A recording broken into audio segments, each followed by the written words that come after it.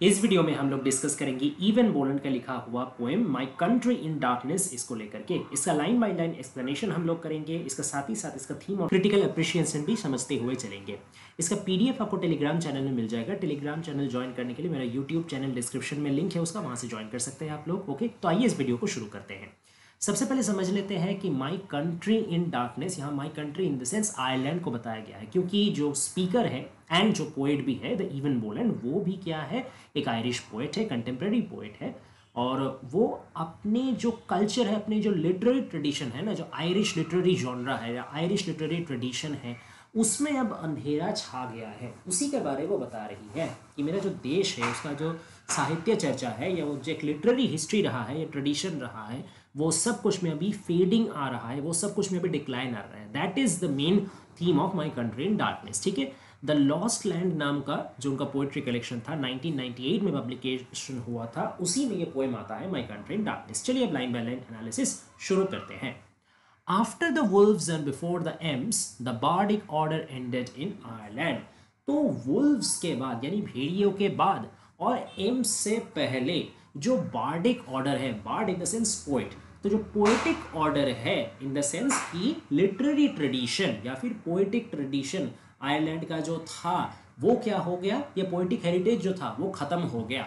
तो यहाँ भेड़ियों के बाद इन द सेंस भेड़िया एक आयरिश वुल्फ, एक स्पेसिफिक टाइप का जो भेड़िया होता था, वो काफ़ी पहले आयरिश वाइल्ड लाइफ का एक बड़ा हिस्सा माना जाता था। लेकिन 18वीं सेंचुरी का लगभग आसपास से ये क्या हो गया, एक्सटेंसिव किलिंग का वजह से ये ऑलमोस्ट एक्सटिंक्ट हो गया है। और अभी करेंटली आयरिश वुल्फ को एक मिथोलॉजिकल पार्ट माना जाता है, क्योंकि अभी वो है ही नहीं, जिंदा है ही बचा। तो after the Wolves in the sense आप 18वीं सेंचुरी को समझ सकते हैं, 18वीं सेंचुरी एंड ऑनवर्ड्स। और बिफोर द एम्स, एम एक स्पेसिफिक ट्री का नाम है, और करेंटली आयरलैंड में एक डिजीज का वजह से ये एम ट्री बहुत बड़ा पैमाने में इसका मतलब खात्मा होने लगा है। तो बिफोर द एम्स यानी आप जो 20वीं सेंचुरी या 21वीं सेंचुरी है उसको मान सकते हैं, और आफ्टर द वुल्व्स यानी जो 18वीं सेंचुरी ऑनवर्ड्स है। तो ये जो बीच का जो 150-200 ईयर है ना, इसी में बताया जा रहा है कि आयरलैंड का जो पोएटिक हेरिटेज था वो इसी टाइम में था, और इसका बाद वो खत्म हो चुका है, उसका नामो निशान मिट चुका है। Only a few remain to continue a dead art in a dying land. बस गिने चुने कुछ ही बचे हैं इस डेड आर्ट को कंटिन्यू करने। डेड आर्ट यानी पोएट्री का बात बताया जा रहा, और in a dying land, dying land यानी आयरलैंड का बात कहा जा रहा कि आयरलैंड जो कि एक ऐसा देश है जो मरने को बैठा है, उसमें एक ऐसा आर्ट, एक ऐसा शिल्प कला जो कि खुद ब खुद उस मृत्यु में आ चुका है, उसको कंटिन्यू किए जा रहे हैं बस कुछ ही आदमी अपने कंधों पे बोझा डाल करके। डेड आर्ट और डेड लैंड, डाइंग लैंड से आप समझ सकते हैं कि इस आयरिश कल्चर में या आयरिश जनरेशन में ना तो पोएट्री को लेकर कोई इंटरेस्ट कुछ खास बचा हुआ है, ना पोएट्री का कोई इंपॉर्टेंस बचा हुआ है, और इन जनरल क्रिएटिविटी और आर्टिस्टिक जो पेंचेंट है उसी का ही खात्मा होते जा रहा है। अब एक जो स्पेसिफिक आयरिश मैन है उसका जिंदगी का वो डिस्क्रिप्शन दे करके हम लोग को समझा रहे हैं कि क्यों पोएट्री एक डाइंग लैंड में एक डेड आर्ट बनता हुआ जा रहा है, क्या उसका वजह है, आइए समझते हैं। This is a man on the road from Yugal to कैहरमोइल। अब यूगल और कैहरमोइल दोनों ही आयरलैंड का स्पेसिफिक लोकेशंस का नाम है। तो ये एक आयरिश बंदा है जो यूगल से होते हुए कैहरमोइल का रास्ता में जा रहा है। He has no comfort, no food and no future. उसके पास कोई संसाधन नहीं है, खाने का कोई ठिकाना नहीं है, और ना ही उसका पास कोई सिक्योर फ्यूचर का बंदोबस्त है। That means his sustenance itself will struggle for him। उसके लिए जिंदा बचना, सर्वाइवल करना ही एक प्रतिनियत एक जंग जैसा है, ऐसा उसका हालात है।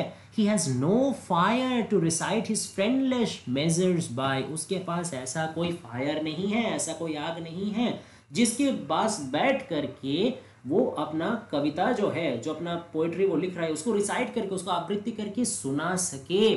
फ्रेंडलेस मेजर्स क्यों बताया जा रहा है, measures in the sense versus poetry. Friendless इसीलिए क्योंकि उसका पोएट्री को सुनने वाला कोई है नहीं, कोई उसका ऑडियंस नहीं है, कोई उसका लिसनर नहीं है, कोई उसका फ्रेंड नहीं है जो उसका पोएटिक आर्ट को अप्रिशिएट करे।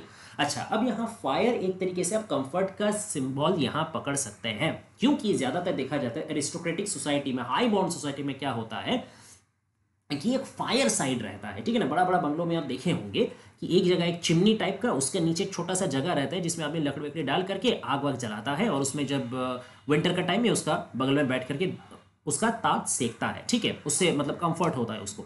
तो उसका पास ऐसा कोई फायर नहीं है, इन द सेंस उसका पास कंफर्ट नहीं है, उसका पास जीने का ही संसाधन सही से नहीं है, तो वो क्या ये सब लग्जरी उठाएगा, है ना। और एक तरीके से इस फायर का एक सिंबॉलिक मतलब ये भी है कि उसके पास शायद सिर्फ ना उसके पास, बाकी पूरा देश, पूरा समाज, पूरा एनवायरनमेंट ही ऐसा हो गया है कि वो आर्टिस्टिक फायर नहीं बचा, वो पोएटिक फायर नहीं बचा।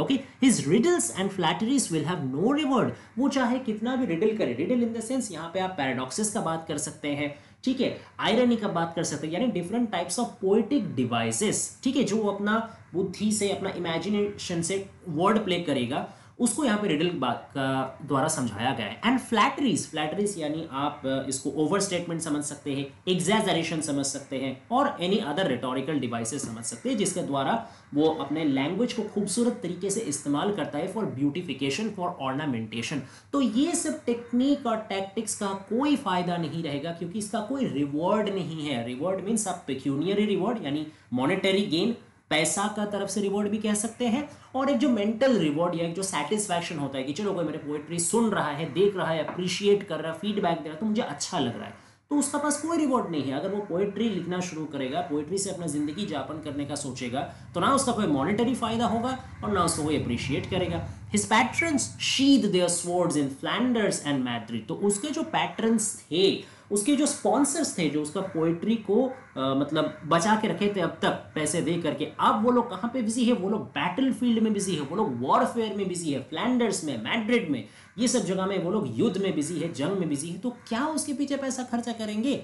इससे एक चीज हम लोग ये भी समझ में आता है कि आयरलैंड का जो नोबिलिटी है, जो हाई रैंक सोसाइटी है, जो कि एक टाइम में आयरिश कल्चर को, आयरिश पोइट्री को बैकअप करता था, उसको स्पॉन्सर करता था, अब वो लोग भी नहीं रहे due to political reasons, due to monetary reasons, कारण जो भी हो। लेकिन अब वो लोग का अपने वो इंटरेस्ट नहीं रहा, वो अपने वो हालात, वो परिस्थिति नहीं रहा जिससे कि वो लोग बैकअप कर सके।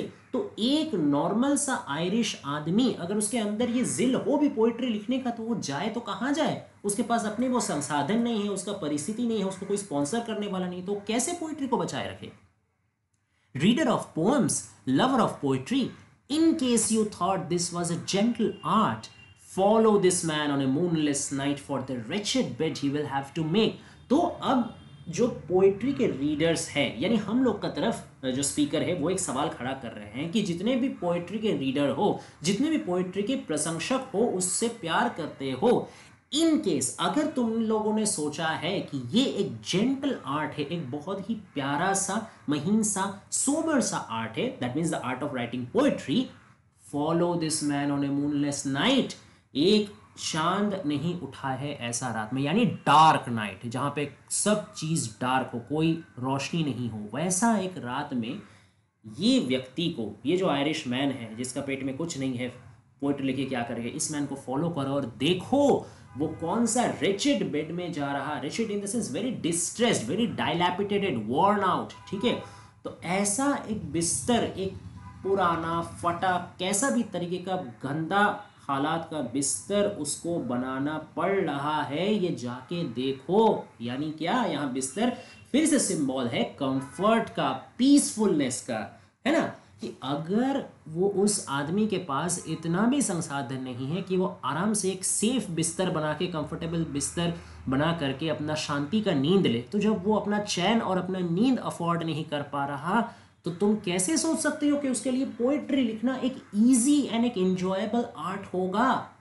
उसके लिए पोइट्री लिखना भी एक तरीके का डेंजरस, रिस्कफुल टास्क है ना। अगर उसको पोइट्री लिखना है तो उसको टाइम निकालना पड़ेगा, वही टाइम वो अपना सर्वाइवल में देगा, तो उसको दिन में 2 मुट्ठी खाने को मिलेगा, कुछ उसको वही मिनिमम संसाधन मिलेगा जिससे वो अपना बिस्तर बना सके, चाहे कितना भी फटाफटा बिस्तर क्यों ना हो। अगर वो पोइट्री लिखने में अपना टाइम इन्वेस्ट कर दे, तो वो अपना खाना खो देगा, वो अपना नींद खो देगा, वो अपना चैन खो देगा।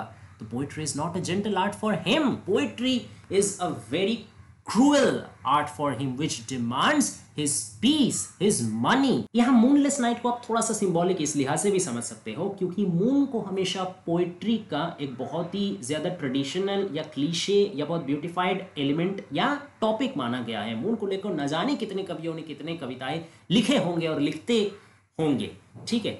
तो उसका जो नाइट है ना, उसका जो पोइट्रिकल माइंड है उसमें कोई ऐसा इंस्पिरेशन, रोमांटिक इंस्पिरेशन नहीं है, सिर्फ हार्डशिप्स है। ओके, ये भी समझ सकते हो। The Gaelic world stretches out under a hawthorn tree and burns in the rain. बहुत इंपॉर्टेंट लाइन है, ध्यान दीजिएगा, इससे आपका पैसेज एक्सप्लेनेशन भी आ सकता है या इसको कोट करके आपको एक्सप्लेन लॉन्ग आंसर के लिए भी करने दिया जा सकता है। The Gaelic world in the sense Irish world, Irish culture, Gaelic यानी ओल्ड आयरिश का एक टर्म है गेलिक, है ना, एंशिएंट आयरिश। तो जो आयरिश लिटरेरी वर्ल्ड है या आयरिश पोएटिक हेरिटेज है वो क्या कर रहा है, stretches out under a hawthorn tree. एक बस हॉथॉर्न पेड़ का नीचे ही उसका विस्तार बच गया। तो यहाँ पूरा जो आयरिश लिटरेरी ट्रेडिशन है या लिटरेरी कैनॉन है उसको मॉडिफाई कर दिया गया है, उसको एक तरीके से एम्बॉडी कर दिया गया है। किसके थ्रू, वहीं एक सिंगल आयरिश पर्सन जो कि इतना परेशानी का बावजूद भी पोइट्री लिखने का कोशिश किए जा रहा है या करने का इरादा रख रहा है जूझते हुए, तो बस उसी पे पूरा आयरिश ट्रेडिशन को मॉडिफाई कर दिया गया है। तो बस वो एक हॉथॉर्न ट्री का नीचे खड़ा है। और अच्छा, हॉथॉर्न ट्री, इतना सारा पेड़ छोड़ करके हॉथॉर्न ट्री को ही चूज करने का मतलब क्या है, क्योंकि हमेशा हॉथॉर्न ट्री है ना, एक आयरिश ट्रेडिशन में एक आपका मिस्टिकल या फिर inspiration of beauty, inspiration of poetry, इस तरह का एलिमेंट में हॉथॉर्न ट्री का यूज किया गया है, इसलिए यहाँ पे पोएट ने हॉथॉर्न ट्री को स्पेसिफिकली मेंशन किया। And burns in the rain, और वो बारिश में जल रहा है। अब कितना ऑक्सीमोरोनिक स्टेटमेंट, पैराडॉक्सिकल स्टेटमेंट, आप सोचिए, बारिश में कोई चीज जल कैसा सकता है। तो यहाँ पे बारिश में जलने का मतलब ये है कि बारिश यहाँ पे है वर्ल्डली इम्पेडिमेंट्स, ठीक है, उन पे परेशानियों का बरसात हो रहा है, उन पे तकलीफों का बरसात हो रहा है, उसके बावजूद वो जल रहा है। इतने सारे वर्ल्डली प्रॉब्लम्स का सामना करने के बावजूद, भूख, प्यास, नींद, चैन, ये सब कुछ छिन जाने के बावजूद भी वो अपना जितना भी लिमिटेड रिसोर्सेस, लिमिटेड पावर है, उसी के द्वारा वो पोएट्री का एक भी शिखा हो, एक भी फ्लेम हो, उसको वो जलाए रखने में कामयाब हुआ है। That is his success amidst this crisis, okay, this is its home। यही जो हॉथॉर्न ट्री के नीचे थोड़ा सा जगह है ना, यही उसका घर है, यही अब आयरिश पोएट्रिक ट्रेडिशन बच गया है, इतना ही लिमिटेड वो है। इट्स लास्ट फ्रेल शेल्टर, इसका आखिरी मुरझाता हुआ, वीक सा, दुबला पतला सा इसका आश्रय स्थल यही है। एक टाइम में जो गेलिक वर्ल्ड, आप सोच रहे गेलिक वर्ल्ड, वर्ल्ड शब्द के द्वारा ही आप समझ सकते हैं इसका विस्तार कितना ज्यादा था, इसका महत्व कितना ज्यादा था, इसका इंपॉर्टेंस, सिग्निफिकेंस, डिमांड कितना ज्यादा था। और आज अगर एक पूरा वर्ल्ड को, पूरा दुनिया को आप एक सिंगल ट्री के नीचे समा दे रहे हैं, तो आप उस डिक्लाइन को समझ सकते हैं कि कितना भयंकर वो डिक्लाइन रहा है, कितना भयंकर उसका इंपैक्ट रहा है। ऑल ऑफ इट, पूरा जो ट्रेडिशन है लिटरेरी जार्गन, उसका क्या, लिमेरिक। अब देखिए कुछ कुछ स्पेसिफिक चीजें मेंशन की जाएंगी, इसको ध्यान रखिएगा। लिमेरिक, लिमेरिक एक सिटी का भी नाम है और प्लस उस सिटी से जुड़ा हुआ एक पोएटिक ट्रेडिशन, उसको भी लिमेरिक कहा जाता है। द वाइल्ड गीज, वाइल्ड गीज किसको समझाया जाता है कि आयरलैंड का कुछ सोल्जर्स, कुछ ट्रूप्स थे जो जंग का टाइम में भाग करके बाहर सेटल हुए थे, उसको वाइल्ड गीज कहा जाता है। एंड व्हाट वेंट बिफोर, यानी लिमेरिक हो जाए कि चाहे वाइल्ड गीज हो जाए कि चाहे जो भी उससे पहले आया हो, यानी यहाँ पे एक एक ट्रेडिशन, एक एक एलिमेंट का बात किया जा रहा कि आयरलैंड का पोएट्री, आयरलैंड का शहर, आयरलैंड के आदमी, आयरलैंड का कल्चर, प्लस ये जो पूरा हिस्टोरिक जो हेरिटेज है, गेलिक वर्ल्ड है, ये सब कुछ मिला करके क्या हो रहा है, falters into cadence before he sleep। falters यानी होता है स्ट्रेंथ लूज करना, धीरे धीरे शक्ति कम होते होते निस्तेज पड़ जाना, ठीक है। और कैडेंस का मतलब होता है एक मीठा धुन, एक मीठा सुरीली धुन, जिसको जो ज्यादातर आदमी को शांत कर दे, नींद में लेके चल जाए, वैसे लोरी टाइप का आप समझ सकते हैं। बिफोर ही स्लीप्स, तो जैसे ही वो अपना सोने में जा रहे हैं, निद्रा में जा रहा है, उससे पहले ये सारा चीज़ जो भी उसका इंस्पिरेशन रहा है, गेलिक वर्ल्ड रहा हो, लिमेरिक रहा हो, वाइल्ड गीज रहा हो, आयरिश कल्चर रहा हो, सब धीरे धीरे अपना एक टाइम वो लोग जो इन्फ्लुएंस रखा करते थे, जो इंपॉर्टेंस रखा करते थे, जो पावर रखा करते थे, जिससे वो लोग इन्फ्लुएंस करते थे सबको, वो पावर सब कोई खो रहा है, सब कोई वीक हो रहा है और सब कुछ जैसे एक सिंगल ट्यून में मिल जा रहा है, जैसे ही वो सोने के लिए जा रहा है। कौन सो रहा है? वही आदमी सो रहा है। और ये उस आदमी का थ्रू जो पूरा ग्रेट आयरिश लिटरेरी ट्रेडिशन है वो भी सो रहा है। ही शट्स हिज आइज, आदमी ने अपना आंख बंद किया। डार्कनेस फॉल्स ऑन इट, उस पे अंधेरा छा गया। और ना कि उस आदमी में, ना कि उस एक आयरिश पोएट में अंधेरा छाया, बाकी पूरा आयरिश लिटरेरी हिस्ट्री में, आयरिश पोएटिक हेरिटेज में, आयरिश कल्चरल हेरिटेज में अंधेरा छा गया। और ये जो डिक्लाइन है, इसका सॉल्यूशन क्या होगा, इसका पुनर्जन्म कब होगा, इसका रिजरेक्शन कब होगा, इसका पता स्पीकर को नहीं है। ठीक है, तो ये था पूरा पोएम। आशा करते हैं आपको इसका समझ में आया होगा एक्सप्लेनेशन। अगर अच्छा लगे तो प्लीज़ वीडियो को लाइक और सब्सक्राइब कर दीजिए और चैनल में जुड़े रहिए। टर्न ऑन कर दीजिए नोटिफिकेशन बेल, ताकि जो भी वीडियो आगे अपलोड होता रहे सबसे पहले आप तक खबर पहुंचे। और प्रोज, पोएम, ड्रामा या नॉवल, कोई भी चीज़ के बारे में आपको कोई भी हेल्प चाहिए हो या एग्जाम पॉइंट ऑफ व्यू से मदद चाहिए हो तो प्लीज़ कमेंट डाउन कीजिए। हम लोग उस पर जल्दी से जल्द वीडियो बना के लाएंगे। तो thank you, thanks for watching, please stay tuned.